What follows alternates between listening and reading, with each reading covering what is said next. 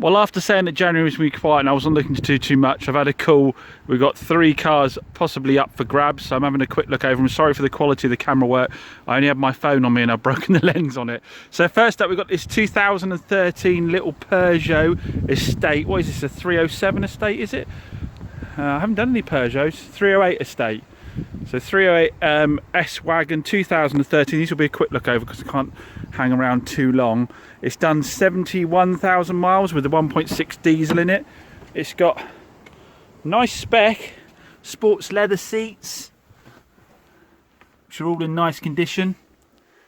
We've got something missing from underneath the stereo there, which I think must relate to the sat-nav, because the sat-nav isn't coming on. There's a sat-nav up here, which it does come up, but it's not coming on.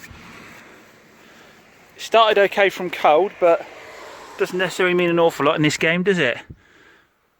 Yeah, it's got nice spec. We've got Bluetooth, like I say, the sat nav. What else other toys have we got here? Is that electric sunroof, is it? Oh yeah, panoramic roof. I missed that completely. It's got a panoramic glass roof. Nice metallic grey with these big old alloys on. It's quite sporty looking for one of these, isn't it? Should be a good little car, this, I would have thought, for someone. The chap knows, the lady that sold it, he knows there's a genuine reason for sale. It's got a good history. Yeah, in the engine bay, the only thing, well, I don't suppose it's a negative. It's got a new radiator, but these pipes look new as well. To the, what's that, the intercooler down there? And the coolant level's a little low. Now that could be because the new radiator's gone and someone's not topped it up after it's bled. Has got a good service history. I think it's got a service history right through to 2020 every year, so the service history isn't too bad. I haven't gone through the receipts yet, so there might be one for some newer services as well. It boosts okay, takes off all right, no smoke, and the gear changes all right, clutch feels good, so I think this might be a good little seller. Comment down below, what do we think the demand might be for this little station wagon? Let's go and grab the next one. Oh, if anyone knows, yeah, there's the sat nav screen popping up, what lives here, comment down below and let me know. Why is it out? Could it be an expensive fix? Not sure. So next up, we've got a new one for me. I haven't done one of these yet. A 2012 Honda Civic. I don't think I've ever done a Civic at all, actually, in any year.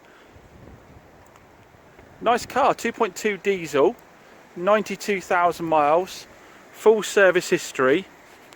It seems to be in really good condition, doesn't seem to have been scuffed on the corners, anything like that. We've got a little bit of a dink there. If I can get a PDR guy out, I would, but I doubt I will be able to. I wouldn't paint that, I'd probably just leave it. Alloys seem to be in good nick. It's got Bridgestones there. What's it got on the back? Avons, so they're not totally cheap tyres. Yeah, overall the bodywork seems to be in good condition. It drives nicely, plenty of torque, boosts, really nice spec. Oh, I haven't double unlocked it. Inside we have all round lecky windows, folding mirrors, full leather, sat nav.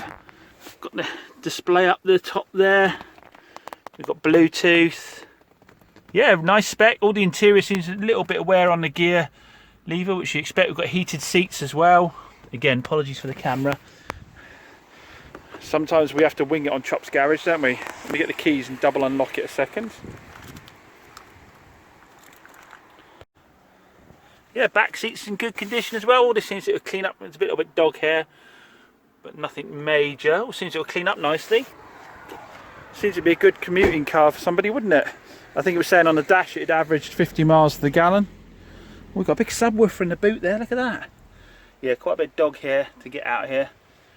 Not outrageous, but still be a pain in the bum. Started nicely from cold. Goes through the gears nicely, clutch feels all right. Yeah. I'm quite looking forward to doing one of these actually, if I can get it at the right price, because I would imagine they're good sellers. We've got, let's say, full service history, a lot of stamps in the book, not much of it's Honda, but fully stamped up in the book, and then the rest made up by receipts here. We've got all the paperwork. Like I say, it seems to drive very nicely. So I think this is one that I absolutely, I'd like to give a go if I can get the right money for.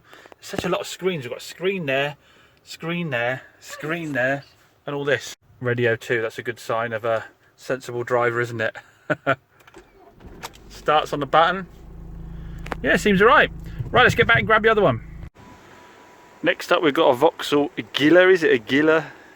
Don't know how to pronounce it. 2010. It's a design. So it's got alloy wheels. Someone's put aftermarket parking sensors front and rear. And also, I don't know if they've... I don't think it's standard because it's the same as Suzuki Splash, isn't it? But when you put the indicators on, it's got a nice tick-tock, tick-tock, tick-tock to let you know your indicator's still on. So I don't know if that was fitted to help somebody hard of hearing prevent themselves from leaving an indicator on. But I don't remember it being standard on the Splash I drove, which is an identical car, isn't it? Seems to not have a lot of history in it. It's only got 2 services I can find it, so I need to go back and see if they've got any more history. Bodywork wise, seems to be okay. It drives like you'd expect one needs to drive, a bit slow, but they're not designed for going quick, are they? They're only 1.2 petrol. They're designed for just nipping round locally, aren't they, being economical. So yeah, bodywork seems good. Interior seems okay. It's got a bit of a smell to it.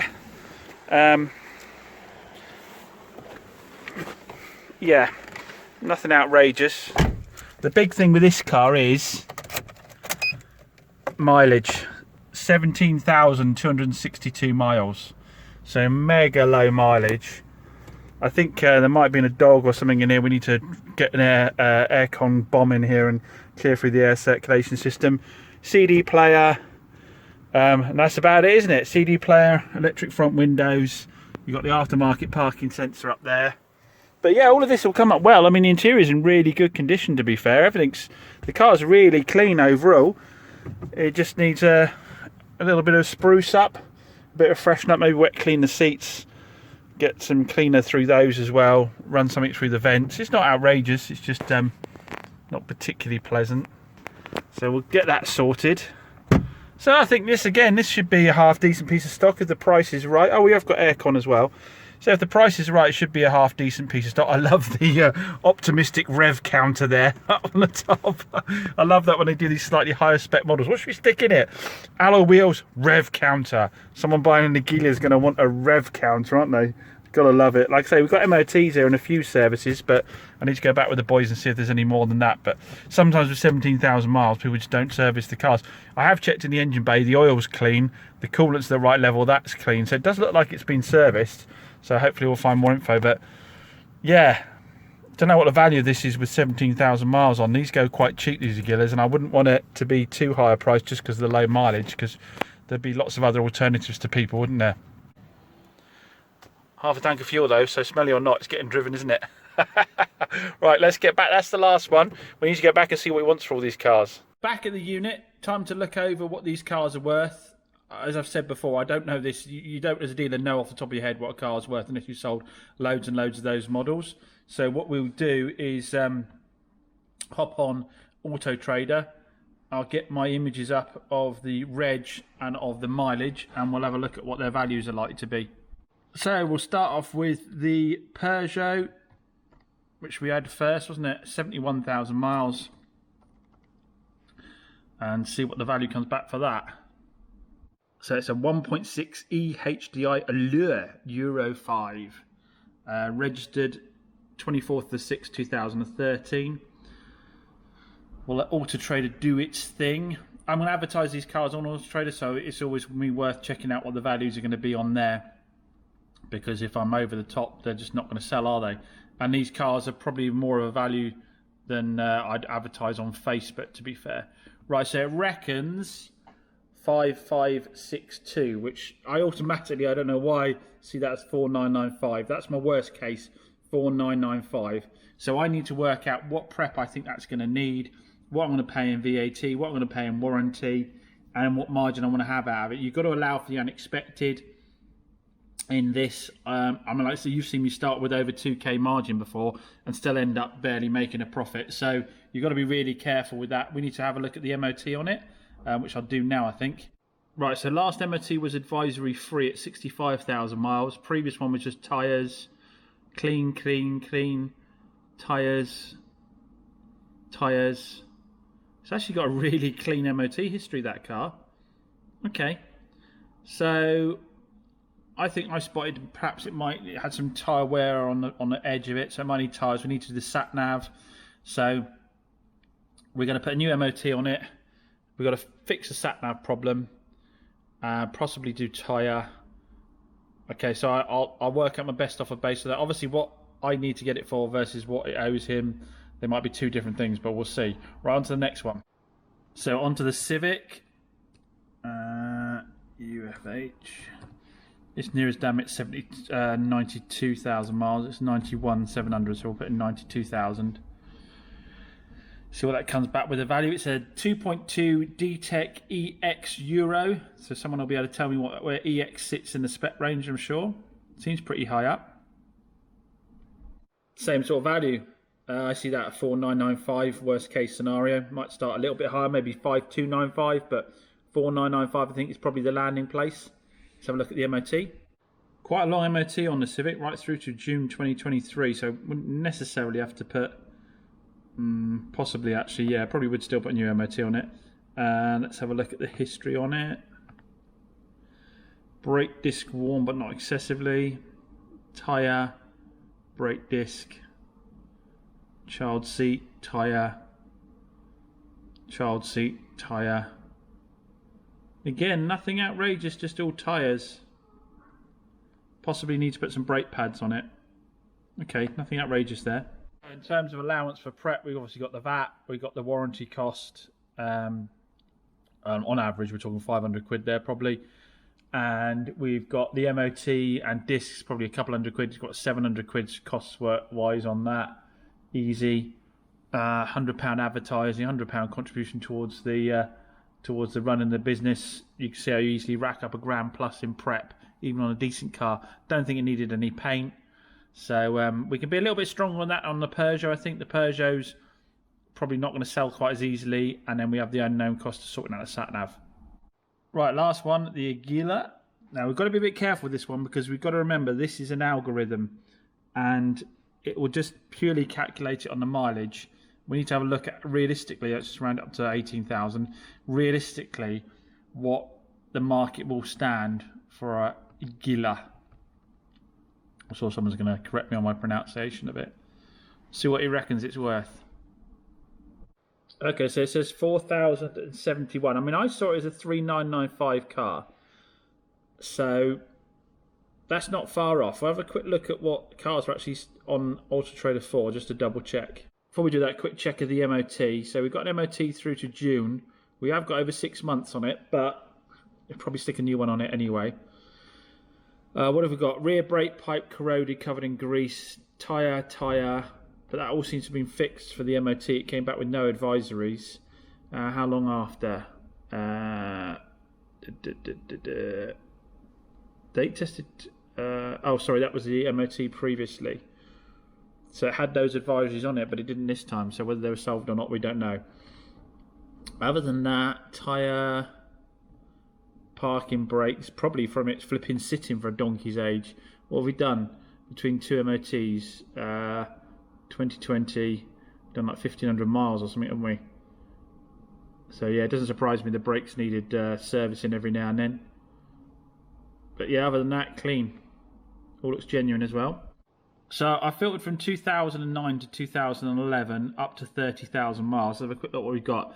33,000 miles, 4.5 on a 2011. 28,000 miles on a 2011 4.6. 4.6, 24,000 miles 2010. That says good price at 4.6 with 24 on my potential one. With 17,000 miles on a 2010 should be worth more like 4,995 then, shouldn't it? 29,000, 4,000. 21,000 miles, 20,000. 12,000 miles, 4,995. And mine's got alloys and stuff that hasn't got. Actually, maybe it's 4,495 then. I think I'd ignore that and go 4,495 on that, I think.